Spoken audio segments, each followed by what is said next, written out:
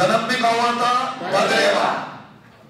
हाँ जी, 3 ही तो लाइन लिखी थी, बाकी तो लिखा रखा है ये। इसके सामने मेला भरवा दो, यहाँ भरेगा। पशु मेला है तो यहाँ भरेगा, गोगा मेड़ी पशु मेला, नौर हनुमानगढ़। कहावत है गाँव गाँव खेतड़ी, गाँव गाँव गोगा जी। क्योंकि मंदिर, तो इनका मंदिर क्या कहलाता है? थान। क्या कहलाता है? थान। लेकिन ये मंदिर इनका क्या, मस्जिद नुमा बना हुआ है। तो इस मंदिर का निर्माण फिरोज शाह तुगलक के द्वारा करवाया गया था, जिसका वर्तमान स्वरूप महाराजा गंगा सिंह ने दे दिया गया था। गंगा सिंह के द्वारा वर्तमान स्वरूप दिया गया है। तो गोगा मेड़ी, गोगा मेड़ी का मतलब ही धर्मेड़ी है। ठीक है, यहाँ तक उतार लिया। अब देखिए नाम ही क्या है इनका? गोगा जी। भाई नाम ही क्या है? गोगा जी। अरे उसमें मत देखो, जब मैं खुद ही यहाँ खड़ा हूं फिर भी उसमें देख रहे। हाँ जी, नाम के आगे देखो क्या आ रहा है? गो। क्या आ रहा है? गो। इनके गुरु का नाम क्या था? गोरखनाथ। गुरु का नाम क्या है? गोरखनाथ। बताओ पिता का नाम क्या है? जेवर सिंह। पिता का नाम जेवर सिंह। कौन से वंश में जन्म हुआ? नागवंशी है।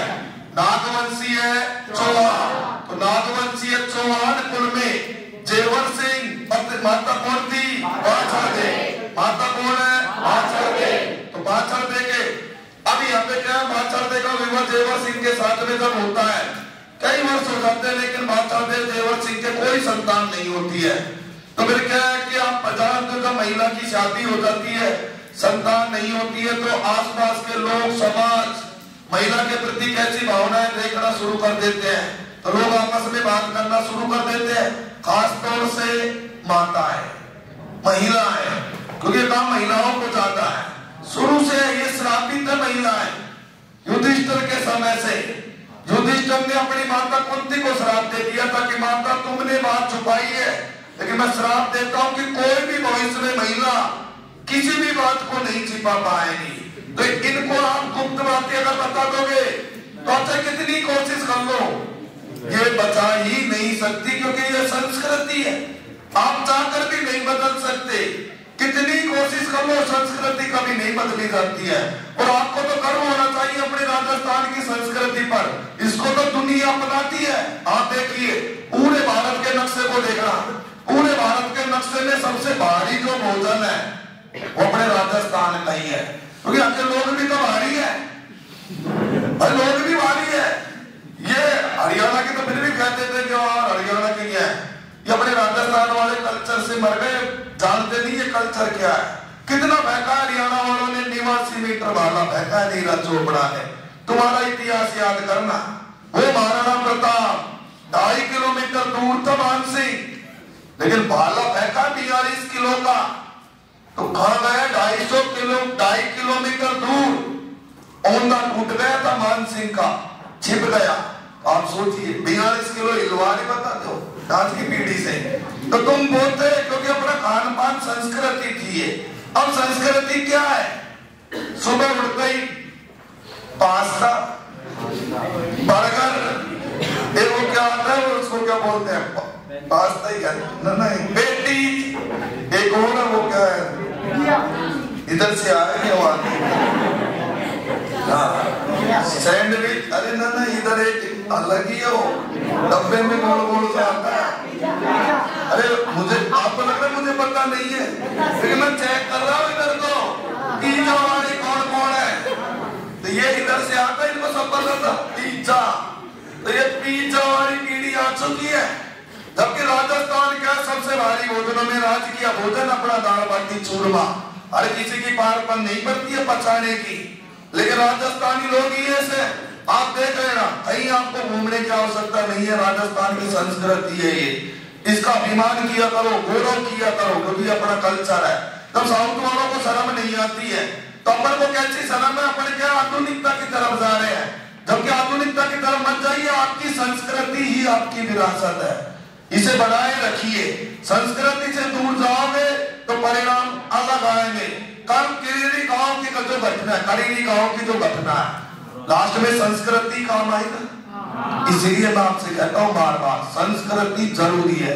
नहीं तो क्या है, चले जाओ आधुनिकता में, कोर्ट में जाकर, तो ये अपने नहीं है, ये ये दूसरे संप्रदाय में चलते हैं, 2 मिनट का ब्याह हो गया, है हो गया, और अल्लाह चलता है पूरी रात, है ना? तो इनकी बात अलग है। ये अपनी संस्कृति नहीं है, ये अलग संस्कृति है। तो ये अपनी नहीं थी, लेकिन क्या अपन अपनी छोड़कर अलग ही बढ़ते जा रहे हैं, अंग्रेज होते जा रहे हैं।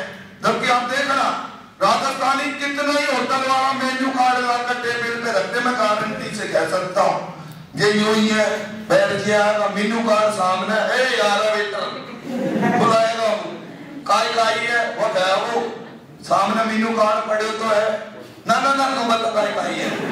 इनकी फिक्स है, ये कल्चर कभी नहीं बदल सकता, कितना ही आधुनिकता आ जाए ये रहेगा ही रहेगा।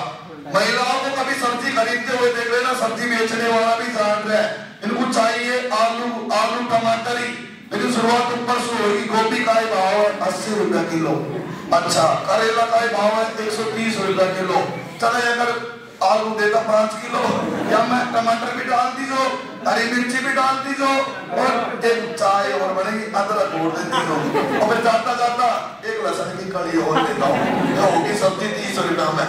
तो ये अपनी संस्कृति है, कल्चर ही अपना ऐसा है, इसको कोई नहीं बदल सकता। राजस्थानी कल्चर ही ऐसा है, आप देख लेना, ये अपनी विशेषता है, अपनी संस्कृति है।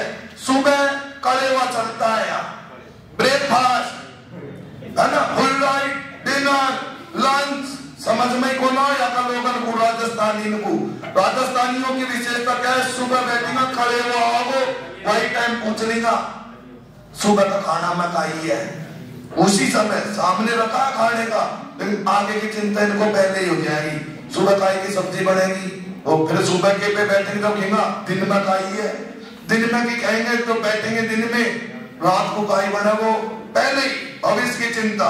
और जब रात को खाएगा एक काम करो, सुबह इडली सांभर और बना दीजिए सुबह, है ना, नमकीन चावल छोड़ तो ये क्या है? थ्रेसर मानो आप इनको इनको खाने के अलावा कुछ सोचता ही नहीं है, क्यों? खान पान ही अपना शुरू से ऐसा रहा है, ये अपनी संस्कृतियां रही है। तो खान पान में इनकी विशेषता ये जब भी तौर पे वो अपना ही भोजन है, चूरमा दाल बाटी, और किसी को खुआ देना, घंटे से कह रहा एक बाटी के बाद में यूं आ जाएगा, और एक अपना देख दो राजस्थानी वाला यूं आबाद तो बाटी पे अंदर चूरमा तो पहले काफी रेडी हो जाएगा, एक बार अब बाटी की भरपाई जब भी तो ये मना कर देते होटल वाले, और राजस्थानी है ये फुल कौन स्कीम है कौन, और वो राजस्थानी तो आप गुजरात यूपी भूपी कहती 70 रुपया फुल डाइट खा जाओ, कितने खा जाओ। तो आप देखो अपने धार्मिक स्थान होते हैं वहां पे फुल डाइट वाले ढाबे मिलेंगे, क्योंकि बाहर वाले आएंगे उनको कहते हैं तुम चले गए तो घाटे में ही रहेगा, 100% है। चाहे दाल पीली भरपाई करनी आनी पड़े 70 की, लेकिन भरपाई करेंगे ना, रोटी तो बात होगा ना, पहले 70 की भरपाई करो, सलाद वो खाजी आएंगे, और फिर भरपाई के बाद में इनका खाना शुरू होता है। तो अपना कल्चर ही ऐसा है, इसमें अपन को शर्माने की आवश्यकता नहीं है। अपन क्या, मान लो तुम कल जयपुर की तरफ ब्याह कर लीजिए, तो तुमको समझ में आया कि मेरी बात किराना साला सही कह रहा था, तुम जाओ बस आश्रम बैठ जाओगा, वो आएगा पतली पतली सी रोटी, एक डालर किया लो पावना जी, फिर 2 होगी 3 होगी, तुमको इन सलाम लग गया है 3 होगी, तब तुम्हारा मन भी नहीं मानेगा, तुम मना करोगे ना बहुत हो गई, फिर वो आएंगे जबरदस्ती करेंगे अंतिम चौथी पर, पावना जी एक हमारी तरफ से, अब उनकी तरफ से भी होगी, अब क्या करोगा, मर गया, फिर बाहर जाओगा कोई कचौरी खा रहा है यार भूख लग आई। लेकिन अगर कोई राजस्थानी संस्कृति को समझता होगा तो वो जानते हैं पावना जी 12-13 खा पड़ा ये रोटी यार रखते हो। तो इसलिए यह क्या लाछन लगना शुरू होता है, तो बात चढ़ते क्या करती है, उस लाछन से बचने के लिए गुरु के पास आती है, और वो गुरुनाथ संप्रदाय के गुरु थे गोरखनाथ। तो गोरखनाथ उनको क्या है, अमर फल देते हैं, यानी गर्भवती होने का आशीर्वाद देते हैं। अब आशीर्वाद से क्या है, ये गर्भवती हो जाती है। अब जैसे गर्भवती हुई तो जेवर सिंह को उसी की बहन ने, यानी बात चढ़ते की लाछन ने क्या सत्य की शंका में डाल दिया। आप जानते हो महिलाओं की संख्या क्या है, सीधा कह दिया जो तुम सोच रहे थे वो ही उसने कह दिया। ओहो गुरुजी के पास गई थी, तो गुरुजी के पास गई थी तो गर्भवती कैसे हो गई है, बिशनपुर से गुरुजी आ गया, कहीं चित्तौड़ तो नहीं चली गई। तो ये क्या है, समाज की बातें होती है, लाचार लगाने वाली बातें। जबकि गुरु अपन एक गुरु से तुलना करके सभी गुरु को अपमानित कर देते हैं। तो कैसा नहीं है, ये क्या है, एक विश्वास है। विश्वास है तो देवी देवता ईश्वर है, और विश्वास ही नहीं है तो फिर वो नास्तिक है, कितने भी कर दो। इसीलिए जब महाराणा कुंभा को ऊदा ने जब मारा तो कुंभा ने कहा कि मुझे पता नहीं था मेरी आने वाली पीढ़ियां इतनी नकारा होंगी। अगर ये बात मुझे पहले से मालूम होती तो चौराहे पे विजय स्तंभ बनवा देता, ताकि आने वाली पीढ़ियां उंगलियां नहीं उठाए उनके स्वाभिमानों पर कि यार ये क्या थे, ले मरे गंजो आए जो अफ्रीका से कूड़ो सो बर्बाद कर गया। पता था कि आने वाली पीढ़ियां उनके बलिदान को एक दिन भूल जाएगी। नहीं तो क्या जरूरत थी उनको अपने सारे घर बार रोजगार छोड़कर इस देश की आजादी के लिए धोती डालकर लोग घूमने की। लेकिन आप देखना आने वाली जो पीढ़ी है जो सामने बैठी है मेरे, अरे महात्मा गांधी टहल्यो गंजो काय मतलब को ये पीढ़ी आ चुकी है, क्योंकि फॉरवर्ड मैसेज आएंगे आपके पास। तब एक चीज 15-20 बार आएगी तो आदमी इन पर क्या है विश्वास कर ही लेता है, और बिना जाने बिना पढ़े महात्मा गांधी को कुछ भी कह आएगा। क्योंकि याद करना उनके बलिदानों को, आप उस देश के लिए 1% भी नहीं कर सकते। महात्मा गांधी बनना तो बहुत दूर की बात है। महात्मा गांधी को सर्वप्रथम राष्ट्रपति बनाया जा रहा था, लेकिन आप देखिए कितना चतुर आदमी था वो। उसने कहा कुर्सी नहीं चाहिए, कुर्सी मिलेगी कितनी साल मिलेगी, 5 साल 10 साल, मुझे राष्ट्रपति नहीं बनना है इस देश का। तो राष्ट्रपति ताका तो राष्ट्रपिता बन गया। जब गोल में सम्मेलन हुआ 184 देश आए, तो आप देखना सबसे पहले गांधी के आगे मस्तक झुका है। ये था उसका जिसको तुम दिन रात गाली देते हो, पूरा विश्व झुकता है उसके आगे।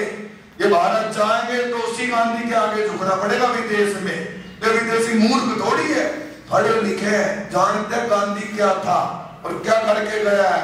नहीं तो आज अंग्रेजों की गुलामी कर रहे होते। नहीं तो भलाओ उस बुड्ढे का, तो सब कुछ छोड़ के भी इस देश के, क्योंकि वो अपनी मातृभूमि को चाहते थे, वो मातृभूमि के लिए कुछ भी कर सकते हैं। अगर इन जैसी पीढ़ियों के देश का दवान सोचने लग जाए ना तो देश खत्म है। मना लेना कोई त्योहार मन जाए तो ये तो कम से कम भला मानो आप भारतीय सेना का, गर्व करो उन सैनिकों पर। किस लोकतंत्र भ्रष्टाचार देश में भी कम से कम वो ईमानदार है जिनको अपने ईमानदार समझ के अपनी मांग लेकर भेजते लोकसभा में, वो भ्रष्टाचारी हो गए। लेकिन आप देखिए उन जवानों को, अगर वो भी इनकी तरह हो जाए कि 2000 देता है, गुस्सा 4-5 मारे और आधा जो आपने निकाल देना, ये 5 नेता इनको मारे तो ये देश हो जाए सौदा इस देश का। लेकिन धन्य है वो जवान ऐसे जो अपनी मातृभूमि के लिए मर मिट जाते हैं। तो यहाँ पे क्या बात चलते गर्भवती हुई तो इनकी ननद ने इनके भाई के कान भरना शुरू कर दिया, तो जेवर सिंह ने इनको ही रात बाहर निकाला दे दिया।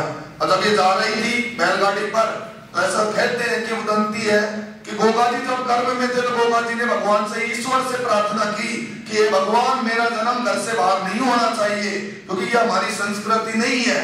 घर से बाहर जन्मे बच्चे नाईला फैलाते हैं, तो ये गर्भ में ही प्रार्थना करते हैं कि मेरा जन्म घर से बाहर नहीं हो।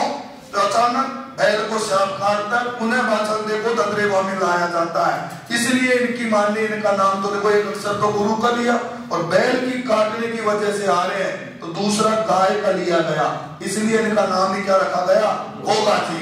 तो पहला अक्षर तो इनके गुरु का है, दूसरा गाय का है, इसलिए इनका नामकरण क्या किया गया था, गोगा जी। कौन से वंश में जन्मे थे, नागवंशी है।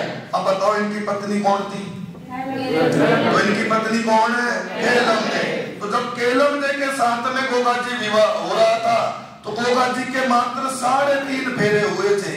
तो 3.5 फेरे जब हुए तो तक्षक नाग ने 3.5 फेरों के समय केलमदे को डस लिया, जिसके सांप के डसने से केलमदे की मृत्यु हो गई। अब नागवंशीय चौहान कुल में थे, है ना, तो सांपों के देवता माने गए। नागवंशीय कुल में इनका जन्म हुआ तो तेजा जी को क्या बड़ा क्रोध आ गया, और क्रोध में आकर मंत्र उच्चारण शक्तियों से जो कड़ाई चल रही थी विवाह पे, उस कड़ाई में सारे सांपों के कुलों के वंशों को लाकर तड़पाना शुरू कर दिया। तब नाग देवता ने आकर गोगा जी से समायाचना की, तो सांपों का पूरा वंश नष्ट हो जाएगा। कुछ जीवन दान को दीजिए। तब गोगा जी ने कहा जीवन दान एक ही शर्त पे होगा, पहले उस तक्षक नाग को बुलाइए और मेरी पत्नी को पुनः जीवित कीजिए। तो तक्षक सांप आया, सांप जहर को वापिस चूसा और फिर पुनः इनकी पत्नी को जीवित किया। तब सांपों को इन्होंने वापिस जीवन दान दे दिया। इसलिए गोगा जी को अपने सांपों का क्या कहते हैं? देवता।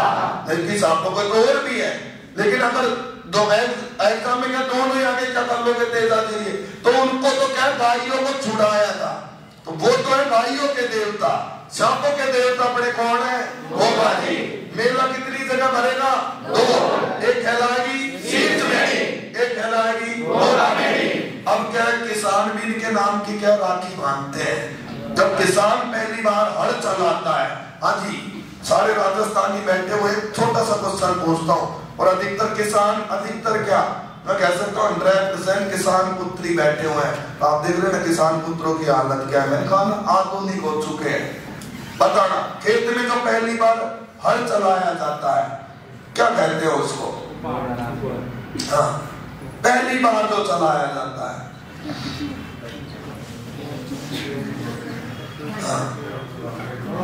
ट्रैक्टर चलाओ समझो। अबे चलता तो आधी है, देखो ट्रॉली चलाती तो जमाने में ट्रैक्टर चलाते हम तो, चलता तो हड़ी है भाई, बैल की जगह ट्रैक्टर आ चुका है, चलेगा तो हड़ी। हाँ, जोत कहते हैं हम तो, पहली जोत, उसकी जोत। देवता की भी क्या चल रही है? जोत चल रही है, हम तो जोत कहते हैं। बढ़िया भाई, वो कहलाता है हलोत्रा। प्रथम बार जो हल चलाया जाता है, क्योंकि प्रथम बार हल में बुआई नहीं होती है। हलोत्रा से पहले क्या होता है? तो खेत की साफ सफाई करते हैं। वो तो अपनी क्या कहलाती है? सूर। उसको अपन क्या कहते हैं? सूर। तो भाई अपनी क्या करते हैं? ये परीक्षा में नहीं आएंगे, परीक्षा में ये आएंगे, क्योंकि ये है किसानों की शब्दावलियां की गई। खेत की साफ सफाई, सूर। जीव जंतुओं से पशुओं को बचाने के लिए, फसल को पशुओं से बचाने के लिए पुतला लगाया जाता है। हाँ, वो क्या कहलाता है? बिचूका। क्या कहलाता है? बिचूका। तुमको क्या याद दिलाना पड़ता है तुमको? अच्छा ये है क्या? अरे ये लेकिन तुम क्या अबू धाबी में रह रहे थे, भूल गए? अब मैं याद दिला रहा हूँ आपको। अच्छा, अब आ रही है समझ में, तो अब आएगी तुमको समझ में। और जब तुम घर जाके घर वालों से जब बात करोगे, तब घर वालों को लगेगा कि हाँ छोरा हम फर्क तो आ गए, इतनी जिम्मेदारी थी राधा सागा में। जब आएगा नहीं तो क्या मॉडर्न हो गए। हाँ जी, यहाँ तक कंप्लीट हो गया। अब आगे पॉइंट लिखना शुरू करना। किसान खेत में हल चलाते समय, हाँ गोगा जी के और पॉइंट बचे तो हमको निकालना। किसान खेत में हल चलाते समय, किसान खेत में हल चलाते समय, अब मैंने हल लिख दिया क्योंकि बैलगाड़ी लिखूंगा तो तुम कहोगे बैलगाड़ी बची कौन? हल। अब चाहे ट्रैक्टर चलाओ, हाई ट्रैक्टर चलाओ, लगेगा चलेगा हड़ी उसके पीछे। तो किसान खेत में हल चलाते समय लोक देवता गोगा जी के नाम की,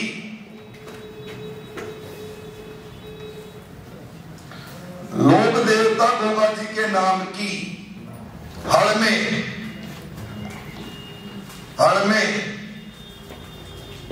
9 गांठे बांधता है। 9 गांठे बांधता है, जिसे गोगा राखड़ी, जिसे गोगा राखड़ी कहा जाता है, जिसे गोगा राखड़ी, जिसे गोगा राखड़ी यानी गोगा जी के नाम की राखी बांधी जाती है। यही नोट डाल के लिख लो। प्रथम बार खेत में हल चलाना, प्रथम बार खेत में हल चलाना हलोत्रा कहलाता है। प्रथम बार खेत में हल चलाना हलोत्रा। ध्यान रखना, इसमें बुआई नहीं होती है, पहले केवल खेत में हल चलाया जाएगा। कहते ना पर भाई एक बार हल चला के देखना, डायरेक्ट बुआई नहीं होती है, पहले एक बार हल चलाया जाएगा, फिर बाद में बुआई के लिए हल चलाया जाएगा। तो वो होती है जो जब फसल बुआई करते समय अपन हल चलाते हैं, यहाँ पहली बार जो हल चलाया जाता है तो सबसे पहले तो साफ सफाई करेंगे, वो सूढ़ होता है, फिर पहली बार खेत में हल चलवाएंगे तो अलोतरा होता है, फिर बुआई के समय जो हल चलाया जाएगा वो जोत होती है। भाई मैं खेत में जोत लगवा रहा हूं, तो इसका मतलब अब बो दिया है खेत में, ठीक है। आगे लिखना, हाँ अब अगली लाइन में, अच्छा खेत में चला गया, हलोतरा कहलाता है। प्रथम बार खेत में हल चलाना, हलोतरा, इसके नीचे अंडरलाइन कर लेना, प्रथम बार खेत में हल चलाना हलोतरा कहलाता है, ठीक है। फिर उससे अगली लाइन में लिखना, लोक देवता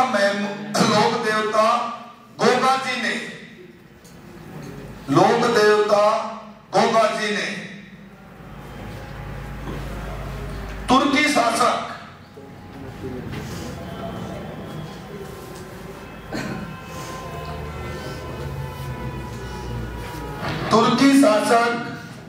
महमूद गजनवी, तुर्की शासक महमूद गजनवी, महमूद गजनवी के साथ 11 बार युद्ध लड़ा, महमूद गजनवी के साथ 11 बार युद्ध लड़ा, ठीक है। अब 11 के बाद में क्या होता है, तो इसके टोटल 17 युद्ध थे ये, जो लगातार महमूद गजनवी के साथ संघर्ष किए जा रहे थे। तो अंत में क्या होता है, महमूद गजनवी इसके चचेरे भाइयों के साथ मिल जाता है। चचेरे भाई कौन कौन थे लिखवाए थे मैंने, अर्जन और सर्जन।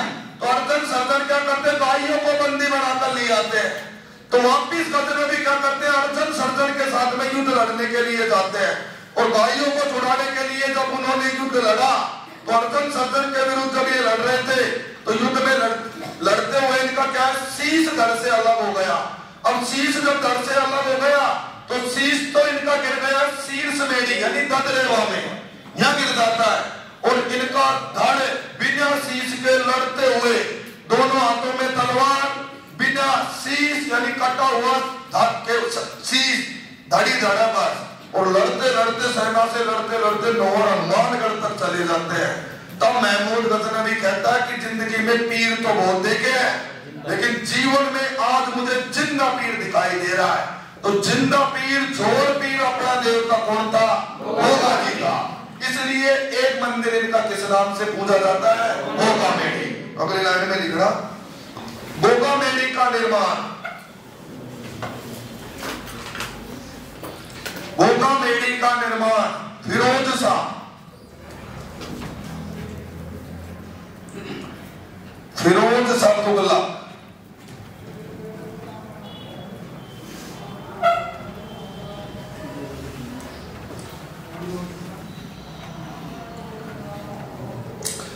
गोगा मेढ़ी का निर्माण फिरोज शाह तुगलक ने मकबरा नुमा शैली में करवाया, मकबरा नुमा शैली में। इसको आप देखकर ना तो मंदिर कह सकते हो, ना आप ये कह सकते हो कि ये मस्जिद है, ना ही थान है, जबकि इसके जो मंदिर है वो खेजड़ी वृक्ष के नीचे है। लेकिन ये गोगा मेढ़ी क्या है, आधा मस्जिद आधा मंदिर। जानते हो कि मकबरे क्या होते हैं, हाँ सही है, चौको चौतरा वो कब्र है। देखिए ऐसे आयताकार में आपको चारों कोनों में 4 पिलर दिख जाए तो समझ जाना मस्जिद है। ऐसे 4 कॉर्नर में 4 दिख जाए, और इन चारों कोनों के बीच में अगर आपको गुंबद बना हुआ दिख जाए तो वो फिर मकबरा कहलाता है। और आपको मान लो आयताकार और गुंबद और ये 4 पिलर नहीं है तो समझ जाना मंदिर है ये। क्योंकि अपनी ये नागर शैली भी तो सेम है। राम मंदिर किस शैली में बना है? नागर शैली में। नागर शैली क्या होती है? जैसे ही मंदिर दिखेगा सबसे पहले सीढ़ी का चढ़ोगे आप। जहां भी सीढ़ी चढ़नी पड़ जाए, पहले सीढ़ी चढ़ते ही आपको चबूतरा दिखाई देगा, बाहर बरामदा मिलेगा। बरामदे से आगे बढ़ोगे तब आपको मंदिर मिलेगा गर्भगृह। गर्भगृह में घुसोगे तो आपको ऊपर गुंबद दिखाई देगा मंदिर में। तो अधिकतर देख रहे ना आप अपने उत्तर भारत के मंदिर सारे नागर शैली में मिलेंगे। गुंबद, बाहर बरामदा, सीढ़ियां। अब मान लो बरामदा सीढ़ियां नहीं और पिरामिड नुमा है, तो दक्षिण भारत के सारे मंदिर वो अपनी होती है द्रविड़ शैली। इसमें क्या है? सीढ़ियां होंगी, उतरेंगे गर्भगृह में और अंदर से जब देखोगे तो बड़ा पिरामिड दिखेगा आपको, बड़े, और वहां पर बाहर उस पर मूर्तियां लगी होंगी। तो साउथ की फिल्म में देख लेना, सीढ़ियां चढ़ेंगे फिर ऊपर गुंबद पिरामिड जैसा दिखेगा। तो पिरामिड जैसा दिख जाए आपको कहीं भी तो समझ जाना द्रविड़ शैली में बना हुआ है। नीचे मिले सीढ़ियां, चबूतरा। आप देखना जितने भी अपने मंदिर होते पड़े सीढ़ियां चढ़ के वहां बैठ जाते हैं चबूतरे पे बैठने के लिए। क्या बैठ के फिर जाया जाता है मंदिर से? सीधा उतर के मंदिर से नहीं जाया जाता, पहले बैठते हैं। तो राम मंदिर अपना द्रविड़ शैली में नहीं है, नागर शैली में है। अब नागर शैली का मतलब क्या है? गुंबद का निर्माण होना जरूरी है। लेकिन राम मंदिर का बिना गुंबद ही प्राण प्रतिष्ठा कर दी गई थी पिछली साल ही 22 जनवरी 2024 को। अभी तक गुंबद नहीं बना राम मंदिर का, तो बिना गुंबद के सनातन धर्म में प्राण प्रतिष्ठा हो ही नहीं सकती। लेकिन चुनाव थे फिर जून में, फिर चुनाव तो मंदिर से ही हो रहा था पूरा, तो कैसे जीतेंगे? कर दो, माहौल बना दो। माहौल बना दिया, फिर बनाया तो देखो एक शर्त तो टूट गई, कोई बात नहीं। दूसरी, बिना पत्नी के प्राण प्रतिष्ठा में आप भाग ही नहीं ले सकते, लेकिन बैठ गए पत्नी है ही नहीं, छोड़ रखी है। तो यहाँ पे क्या है? दूसरा ये नियम खत्म। क्यों? ब्रह्मा जी ने जब पहला यज्ञ किया था तो माता सरस्वती के बिना किया था। तो माता सरस्वती रूट कर रत्नागिरी की पहाड़ियों में चली गई थी। तभी ब्रह्मा जी ने समय याचना मांगी कि हाँ मुझसे गलती हुई है। तो भगवान शंकर ने कह दिया इसी का श्राप है कि तुझे आने वाली पीढ़ी तेरी पूजा ही नहीं करेगी। तो ब्रह्मा जी का एक ही मंदिर रह गया पुष्कर। अब दो बनाए, लेकिन वो माता सावित्री के साथ है। एक छीच में है बांसवाड़ा में, एक आसोतरा बाड़मेर में। ये अपनी संस्कृति है, जोड़े से ही सारी प्राण प्रतिष्ठा होती है। नांगल हो, रामायण हो, भागवत हो, तो यज्ञ में आहुति बिना पत्नी के नहीं है, क्योंकि ये अपनी संस्कृति है। पत्नी है तो पत्नी को बरोबर दर्जा दिया गया है अपनी संस्कृति में। तो यहाँ पर अपने क्या है? तो ये युद्ध लड़ने के लिए जब जाते हैं तो ये क्या है कि मकबरा कैसा दिखेगा? तो यहाँ पे क्या है? 4 पिलर के बीच में मंदिर जैसा गुंबद दिखेगा। तो आप समझ जाना ये मकबरा है, ठीक है? तो इसका निर्माण मकबरे नुमा फिरोज शाह तुगलक ने करवाया था। अब जो एसएससी रेलवे की भी फार्म भर रहा है उनके लिए मोस्ट प्रश्न बता रहा हूँ। फिरोज शाह तुगलक भारत में कौन था? ये दो ही तुगलक है बस, यही आते परीक्षा में। दिल्ली पुलिस की कर रहा है, रेलवे की कर रहा है। तो देखो दिल्ली पुलिस यानी बेल्ट की जो कर रहे हैं, एसएससी जीडी, जेलबेरी पुलिस, ये क्या नाम से आर्मी की एक्स ग्रुप, वाई ग्रुप, फिक्स दर्शन है। इतिहास का सबसे पागल राजा ये हुआ है मोहम्मद बिन तुगलक, क्योंकि इसने क्या किया? भारत में सबसे पहले नोट बंद कर दिए थे, ठीक है? अब आप वर्तमान में मत लेके जाना, इसलिए आपको पता है कि मोदी जी को विपक्ष ने नाम दे दिया कि ये तो तुगलक है। तो तुगलक इसलिए कहते हैं क्योंकि इसने सबसे पहले भारत में मुद्रा बंद कर दी। अच्छे खासी मुद्राएं चल रही थी चांदी सोने की, लेकिन तुगलक ने कहा ये भी कोई मुद्रा है क्या? ये नोट बुरा लगता है 500 का, 1000 का इतना बुरा नोट, मेरे वाले नोट चलेंगे, दिखने में ही अच्छे लगेंगे। तो अच्छे खासे नोटों को हटाकर इसने चमड़े के सिक्के चलाए थे सबसे पहले। अब आप देखिए, जबकि वो नोट अच्छे थे, लेकिन क्या है? तुगलक है, राजा है, राजा ने जो कह दिया मानना पड़ेगा। आज रात 8 बजे से 500,000 के